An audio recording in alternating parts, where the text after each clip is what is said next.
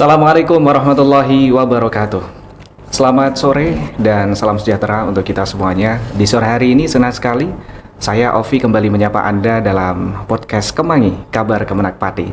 Tentu kalau podcast Kemangi hadir pastinya akan membawa satu hal yang spesial. Seperti halnya di sore hari ini ada satu hal spesial yang akan kami sampaikan, kami hadirkan dan kami bahas bersama dua narasumber kami yang jauh-jauh kali ini dengan logat khasnya dari Jakarta. Ada Bapak Riza Nugraha Putra. Iya, Mas Sofi. Iya, dari tim pelayanan publik Biro Ortala Sekretariat Jenderal Kementerian Agama Republik Indonesia. Selamat sore Bapak. Sore Mas. Ya. Kabar baik ya Bapak? Baik, alhamdulillah. Masih begitu semangat di Pati ya? Masih tinggi lah. Masih tinggi semangatnya, walaupun sudah sore. Sudah nyoba makanan apa aja nih Pak? Tadi itu apa ya? Apa? Kopi apa? Kopi klotok. Kopi klotok. Oke. Cuma nggak ngopinya. Enggak ngopinya. Makan ya. Makan siangnya aja. Oke, mudah-mudahan juga ada kesan yang positif ya selama di Pati. Kemudian juga sore hari ini hadir bersama kita ada Ibu Setianingrum. Iya, terima kasih. Yang merupakan tim kerja Ortala Kanwil Kementerian Agama Jawa Tengah. Selamat sore Ibu. Sore, ya. Iya, selamat datang di kampung halaman ya Ibu ya. Tetangga sendiri. Tetangga sendiri. Kalau Ibu ini aslinya dari Winong ya Bu ya? Iya, saya Kalau dari saya Tambak Romo Bu. tetangga kecamatan. Iya. Dan sore hari ini kita membahas satu hal yang sangat menarik. Ada apa sih kenapa dari Jakarta tiba-tiba datang ke sini nih Pak? Tentu kan membahas satu hal yang harus disampaikan, yang juga begitu penting lah untuk disampaikan sebagai satu hal bahan evaluasi juga mungkin untuk Kementerian Agama Kabupaten Pati. Nah, ini kan dari Ortala begitu. Iya. Banyak orang mungkin yang belum tahu Ortala ini apa, makanan apa sih? Nah, Ortala sebenarnya itu bukan makanan. Oh, bukan makanan ya Pak? Bukan makanan, tapi itu kayak suatu pemberian kekuatan. Nah, ini. Karena dia disebutnya orang-orang tahan lapar. Nah, jadi kekuatan. Untuk menahan kondisi kelaparan sendiri. Enggak, Neng. Kan mudah-mudahan nggak lapar ya ini. Enggak lapar, tapi udah makan kan? Alhamdulillah. Iya. Salah satu ada di Biro. di Sekretariat Jenderal ya, Biro di Sekretariat Jenderal. Biro Ortala. Jadi Biro Organisasi dan Tata Laksana Sekretariat Jenderal. Yang dimana Biro Organisasi dan Tata Laksana alhamdulillah memiliki kemitraan yang di dalam tubuh instansi kita ini dari unit eselon 1 sampai eselon 2 dan kalau di unit eselon 3 di Kemenak Ortala nggak ada, digabung di bagian tata usaha. Jadi kalau Ortala sendiri itu hanya cukup sampai di Kanwil. Maka Buning ini salah satu kemitraan kita yang bagaimana ya kalau ada urusan ke level 3 dan level berikut bawahnya, kita tuh harus ke level 2 dulu. Ke Kanwilnya dulu. Kanwilnya dulu kita. Nah, dalam hal ini ada Buning ini ya. Pasti, karena kalau tidak ada yang menjadi jembatan ini di mana pekerjaan dari Biro Ortala ya dia ini sesuai dengan dari SOTK kita PMA 33 tahun 2025 ini bahwa dia itu harus melakukan fasilitasi, koordinasi dan pembinaan, maka Biro Ortala harus memiliki koordinasi yang sangat baik. Melihat ke satker kita itu sangat banyak dan luar biasa di Indonesia. Maka kekuatan itu harus juga diukur dengan koordinasi yang baik, komunikasi yang baik. Ya, seperti kita dari Setjen yaitu berkomunikasi dengan unit eselon 1 dan eselon 2 yang di vertikal. Nah, untuk itu kita kan pekerjaan ini penataan ada penataan organisasi, ada penataan tata laksana, reformasi birokrasi, evaluasi kinerja. Nah, yang kita lakukan di hari ini. Nah, ini yang menarik ini. Masalahnya persiapannya kan juga sudah panjang banget ini, Pak Rizal ya. Kita harus mempersiapkan segala sesuatunya dalam artian memang tim kerja kita yang ada di Kementerian Agama Kabupaten Pati ini kan sudah bersiap-siap untuk menyambut ini loh, mau ada tamu dari Jakarta gitu. Luar biasa. Ternyata ketemunya Pak Rizal. Luar biasa. Sebetulnya sih ini pertemuan kedua ya. Setelah kita bulan Maret kemarin kita datang untuk sosialisasi pembinaan, pendampingan juga. Terus ini yang pertemuan kedua kita evaluasi ada tidak perubahan setelah kita datangi di bulan Maret itu. Dan kemudian membuahkan hasil. Hasilnya cukup. Hasilnya positif ya Bu ya. Saya aja tadi kemarin masuk tuh kaget ya, banyak sekali perubahan. Dari kita masuk tadi itu udah gimana ya? Mulai pasti kalau tempat ini kan kantor pelayanan. Betul. Pasti visibilitasnya pasti kita lihat dari security-nya menyambut itu kan. Poin dari tugasnya, terus dari ada penanda-penanda simbol informasi gitu. Ternyata kok ada mulai berubah nih. Walaupun presentasinya masih belum 100%, tapi sedikit bukan sedikit sih, agak mengejutkan gitu. Banyak yang mengejutkan. Loh, kayaknya bulan Maret itu nggak kayak gini loh. Padahal Maret ke Juli ini kan cuma selisih berapa bulan kan. Jadi alhamdulillah tindak lanjutnya cepat ya. Alhamdulillah. Kayak apa ya? Ruh menuju WBK-nya itu udah mulai nampak gitu. Pangestunya Bu ya. Nah, kemudian ini fokus dari tim Ortala ini sendiri apa, Bapak? Kami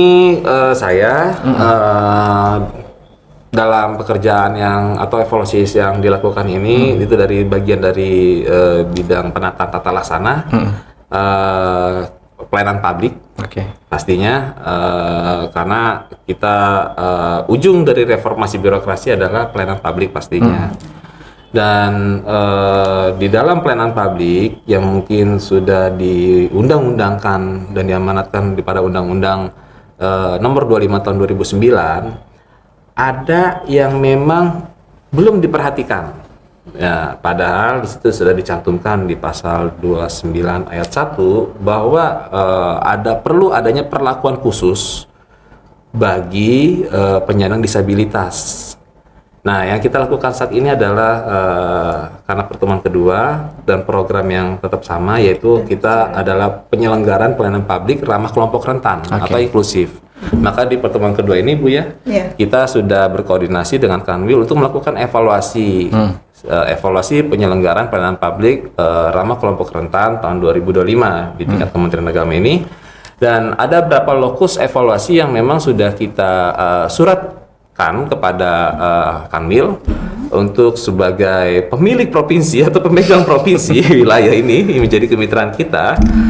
Untuk di Jawa Tengah ini ada beberapa satker yang memang akan dijadikan lokus evaluasi yang akan diusulkan ke Kementerian Pan-RB. Nah, ini sebagai langkah awal, data awal, karena penentuan penilaian sekarang dilakukan evaluasi mandiri. Maka kita harus berkolaborasi dengan Kanwil dan kita coba untuk membina satker-satker sesuai yang ada di bawah provinsinya itu. Salah satunya sekarang ini adalah Kemenak Kabupaten Pati. Ya, mungkin ada pantunnya kali ya. Pantunnya nanti ya Bu ya. Buat penutup aja ya Bu. Pati ini jadi kita coba untuk langkah awal ini melakukan rekomendasi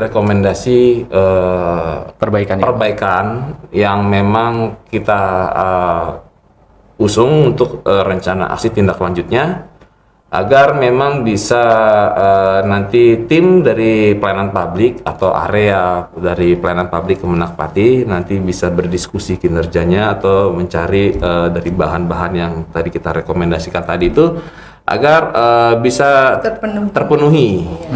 Terpenuhi. Jadi karena ini juga bagian evaluasi, kita harap pencapaian kualifikasi dari nilainya Kemenak Pati bisa sangat aman lah. Amin. Nah, untuk Bu Ningrum ini, untuk khususnya untuk Kanwil Kementerian Agama di Jawa Tengah, selain Pati Bu, ini juga banyak ya tentunya ya? Kebetulan untuk yang pelayanan publik kelompok rentan ini diambil 3 satuan kerja, yaitu kan Kemenak Kabupaten Purworejo, Oke. kan Kemenak Kabupaten Pati, Oke. yang hanya cuma 2, yang satunya lagi Madrasah Man Dua Kudus. Ya, jadi 3 satuan kerja inilah yang kita unggulkan menjadi calon pilot project. Saya terharu loh, Bu. Untuk pilot pelayanan publik kelompok rentan di Jawa Tengah. Saya benar-benar terharu ini. Saya apalagi yang diunggulkan itu kan berarti memang ada saya satu apalagi potensi. yang orang Pati, yang sedikit-sedikit orang Ini. Pati itu saya Pati lagi merasa Kenapa? bangga gitu. Rasa bangga apa nggak enak, Bu? Iya. Bangga ya, Bu? Iya, bangga sekali. Sudah penilaian ZI-nya juga masuk Menpan. Alhamdulillah, ya. alhamdulillah. Iya ya, sampai sekarang nggak kira-kira tinggal nih. disevaluasi dan juga monitoring Ya. masuk dari PAN RB. Tinggal selangkah lagi lah kita menuju ke sana. Ketambahan lagi kita dipercaya Insya menjadi Allah. Bismillah. calon pilot project untuk layanan publik kelompok rentan. Oke. Saya sangat senang sekali. Alhamdulillah ya, Bu ya. Alhamdulillah. Ya. Nah, kemudian juga nih sejauh mata memandang dari pengamatan panjenengan ini ya Pak Rizal tadi kan sudah berkeliling kemudian berkeliling ya. Dan itu tentunya banyak tanda kutip temuan gitu ya, temuan ini perlu diperbaiki nih, ini sudah cukup dan lain sebagainya. Iya. Nah, kemudian yang sudah nampak perbaikannya dari tinjauan yang pertama ini apa, Iya. Rizal? Kalau udah yang kita lihat bahwa karena di penilaian, bukan penilaian, maksudnya evaluasi penyelenggaraan pelayanan publik ramah kelompok rentan atau inklusif ini ada memiliki 5 aspek. Oke. Aspek pertama ini dari aspek kebijakan. Kita bisa sebut dibagi per indikatornya. Di situ ada komitmen pimpinan dan partisipatif. Bagaimana membangun partisipatif satuan kerja itu dengan stakeholder, dengan kemitraannya, dengan sektoralnya, dan terus yang kedua adalah penyediaan fisik, sarana prasarana yang terlihat memang, gitu ya memang ya. Kelompok rentan ini ya pasti adalah orang-orang yang memiliki memang harus perlakuan khusus. Kelompok rentan ini memang kita tahu adalah kaum disabilitas, lansia, ibu hamil, ibu membawa baby atau membawa anak, ya kan, dan wanita, anak-anak, dan kelompok korban bencana alam. Oke. Nah, itu kan kita sebagai pelayanan publik, ya terus kita adalah seorang ASN, di mana wewenang menjadi peranan. Nah, lagi-lagi kita tuh ya pemerhatian pelayanan inklusif ini agak kurang ya Mas ya, gitu. Karena memang karena memang udah mindsetnya belum ada perubahan, maka ini juga mendorong untuk perubahan sebagai juga RB. Dan aspek berikutnya itu, nah ini masuk bukan sekedar cumanya sarana prasarana, tapi masuk juga kepada sistem informasi, informasi dan komunikasi. Nah, kalau misalnya di jalanan sekarang jangan kaget, dunia sekarang udah berkembang, udah maju. Orang-orang kelompok rentan itu, orang-orang difabel itu sekarang kalau misalnya di jalan tiba-tiba dia begini, tiba-tiba handphonenya bunyi sendiri. Bisa membantu mengguiding informasi WA lah, Instagram lah, atau apa sekarang bisa mandiri. Nah, yang kita harapkan berarti kan ada sebuah problem. Mereka sama kita, walaupun punya kekurangan, tetapi mereka juga punya hak untuk independen, untuk bisa berakses kemana aja gitu lah setidaknya. Nah, kita harus menyediakan dong sebagai penyelenggara. Sampai ke informasi komunikasi, berarti kita harus menyelenggarakan juga wajib untuk menyediakan informasi melalui medsos ya Bu ya. Jadi Instagram atau apa sekarang lebih gencar. Ya mungkin kita tadi udah ngobrol tim humas sama tim IT, coba dianalisa kebutuhan-kebutuhan berita kita untuk kebutuhan kelompok khusus ini. Dan terus akomodasi yang layak. Yang keempat, akomodasi yang layak. Akomodasi yang layak ini adalah ketentuan dan dorongan bagi petugas dan sarananya. Jadi petugas sarananya, petugas ini dari ke security, cleaning. Cleaning pasti punya peran penting, Pak. Betul. Kenapa? Karena semua sarana prasarana layanan itu harus bersih, higienis dan steril. Karena kelompok rentan ada bayi dan anak, ibu dan anak, ada bayi loh. Dan itu harus bersih. Harus bersih loh, ya ya kan? Dan terus itu harus di quality control, kartu kendali penting, dan itu harus dievaluasi. Dan terus keamanan itu peran penting juga. Ya, security. Iya kan? Ya, betul. Jadi dia harus dilatih, harus juga diberi sebuah kemampuan untuk menangani skenario-skenario yang seperti terjadi apa. Apalagi ditambah untuk kelompok khusus. Untuk pelatihannya juga ada. Dan baru petugas pelayanan publik.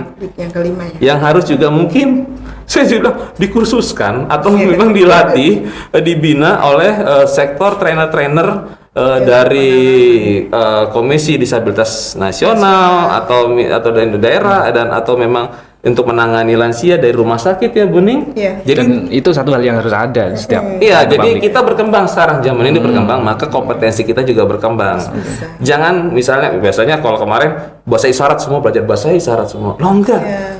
Enggak semuanya bahasa isyarat, kita juga harus tahu menangani orang lansia.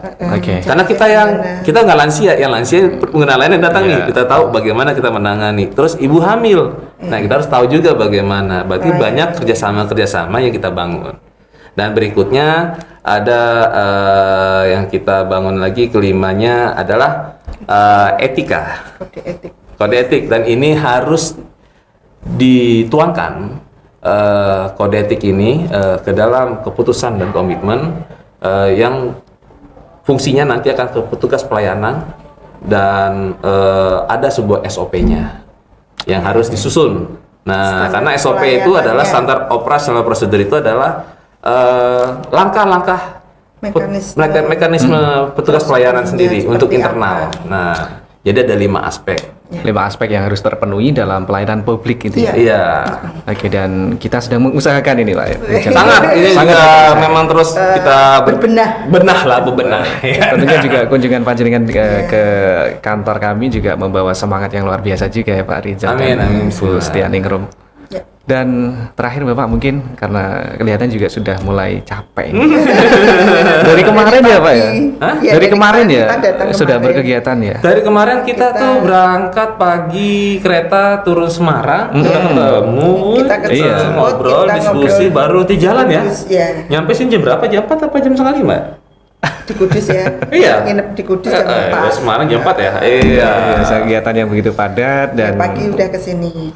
itu menjadi satu motivasi besar juga untuk kami. Siap. Ya, Nah betul. kemudian Bapak ini barangkali menjadi yang terakhir sarannya ini untuk kantor kami agar bisa sesuai dengan standar yang ada gitu.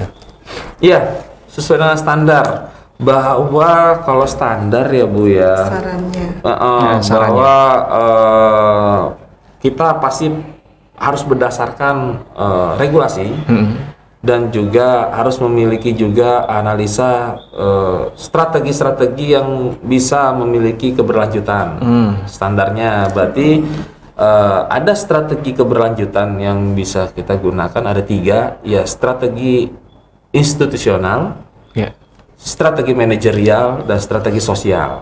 Ini untuk pelayanan publik. Iya. Karena memang institusional kita nanti tahu, karena kita instansi, apa yang menjadi wilayah kita dan apa yang dibutuhkan dari wilayah kita bekerja sama dengan sektoral, dan terus manajerial bagaimana kita bisa mengoptimalkan kinerja kita, organisasi kita, langkah-langkah kita, standar-standar prosedur yang memang dalam pelayanan atau dalam organisasi, dan sosialnya kita itu bisa mengambil partisipan stakeholder kita. Oke. Dalam melakukan penerapan sosialisasi FGD kepada masyarakat. Oh begini loh pelayanan publik kami kayak gini. Justru yang saya juga masih dorong adalah tentang penerapan. Standarnya sudah dibuat, tapi penerapannya belum. Oke. Jadi mereka tidak tahu, apalagi sekarang di media sosial itu ada buzzer. Banyak. Belum beritanya mau kita naikin yang baik ya, Iya. tapi mereka udah keluar tuh. Dan itu bukan cuma satu, banyak. Ya? Nah makanya dilakukan konsultasi, forum-forum konsultasi publik. Iya. Itu penting karena memang setiap daerah publik itu memiliki isu-isu kepentingan sendiri. Sendiri. Dan itu dinamikanya. Jadi pelayanan publik dinamika Pak. Jadi jangan cuma mohon sih kita berharap standarnya diperhatikan. Oke. Dan dilaksanakan, dan jangan jadi sebuah mindset yang aksesnya tuh gimana? Mindsetnya maunya dilayani bukan melayani ya. Padahal kita pelayan ya Pak. Padahal kita melayani gitu. Intinya kan kembalinya ke situ sebenarnya. Kalau kita sadar bahwa kita pelayan publik begitu dan Iya. memang harus memberikan servis. Tadi yang saya bilang terbaik gitu. dari wewenang jabatan kita mau jadi peranan. Oke. Kan gitu. Bu Ningrum, barangkali ada saran atau pesannya untuk kantor kami. Iya. Bu? Kalau saya sih ya, untuk kan Kemenag Bakti itu kalau bisa terkait untuk pelayanan publik kelompok rentan ini bisa memenuhi semua aspek Oke. yang direkomendasikan. Iya, iya. Yaitu saran saya bagaimana caranya memenuhi itu ya semaksimal mungkin dengan keadaan atau kendala kan pasti ada. Jadi dengan kendala yang kita minimalisir sekecil mungkin, kita memenuhi rekomendasi itu yang ada, bisa menjadi panutan bagi satuan kerja di bawah lingkungan kantor wilayah Kementerian Agama Provinsi Jawa Tengah yang saat ini memang belum ada yang sampai ke Menpan yang kita ajukan. Dari, mungkin Pati. Iya, mungkin Pati. Bismillah, insyaallah. Pokoknya di samping kita WBK nantinya di tahun ini kita juga akan menjadi satuan kerja yang layanan publiknya terima. Itu yang kami inginkan. Iya, Bu. Iya. Bimbingannya terus ya, Pak. Siap. Kita tetap yang penting dibuka kerjasamanya, komunikasi yang baik. Itu artinya kan memang evaluasi kami butuhkan begitu. Iya. Pasti. Ya. Evaluasi kan setiap saat ya. Iya. Ada perubahan. Minimal setahun sekali. Oke. Memang setahun sekali. Nah, Bu Ningrum tadi kan juga sudah menyiapkan pantun ya, Bu ya. Ini Jangan sampai kelupaan, Bu. Pantunnya ya dari untuk Pati ya. Nggak tahu benar nggak tahu salah ini. Jarang-jarang loh. Pantun semuanya benar bukan? Iya. Ada yang salah, Bu. Saya kenal Bung Ningrum tuh dari dulu nggak? Baru kali ini. Spesial. Apa ya? Pergi ke Pati yang katanya kota sakti. Cakep gitu ya, Pak.